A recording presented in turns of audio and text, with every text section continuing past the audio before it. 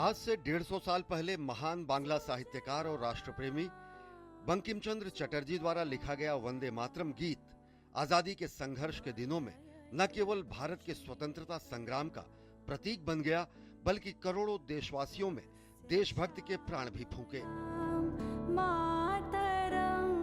वंदे मातरम की रचना ब्रिटिश सत्ता के विरोध और देश प्रेम की भावना से ओतप्रोत एक ऐसी कहानी है जिसने स्वतंत्रता संघर्ष को नए आयाम दिए।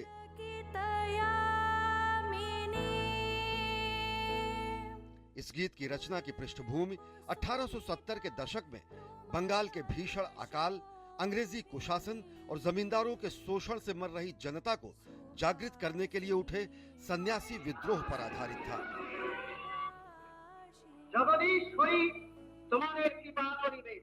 वंदे मातरम प्रसिद्ध उपन्यास आनंद मठ का एक भाग है। दरअसल गुलामी के दिनों में ब्रिटिश सरकार ने एक तुगलकी फरमान जारी करते हुए कहा कि भारत में गॉड सेव द क्वीन नामक विदेशी गीत गाया जाएगा। राष्ट्रवादियों ने ब्रिटिश सरकार द्वारा थोपे जाने वाले इस औपनिवेशिक गीत को अपनाने से साफ इनकार कर दिया। गुलामी के प्रतीक ब्रिटिश सरकार के इस फैसले के विरोध में बंकिम चंद्र चटर्जी ने 7 नवंबर 1875 को अक्षय नवमी के दिन देशभक्ति गीत वंदे मातरम की रचना की।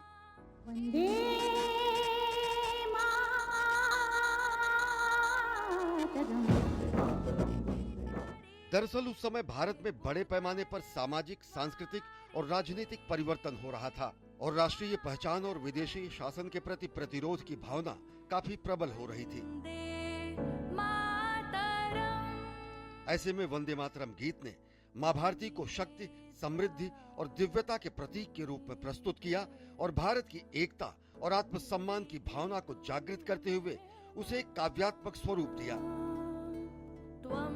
जल्द ही ये गीत राष्ट्र के प्रति भक्ति, समर्पण और अमरता का प्रतीक बन गया और आज भी यह गीत भारत की भाषाई और सांस्कृतिक विविधता में एकता का प्रतीक है। वंदे मातरम गीत आजादी के हर सिपाही का स्वर बन गया।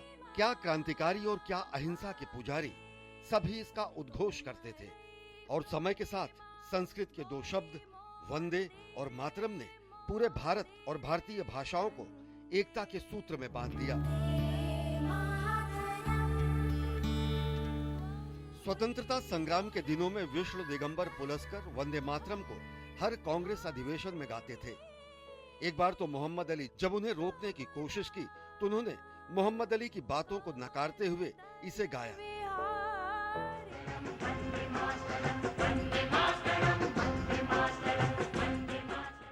और जब देश आजाद हुआ तो 15 अगस्त 1947 को ओंकारनाथ ठाकुर ने वंदे मातरम गीत गाकर आजादी का स्वागत किया।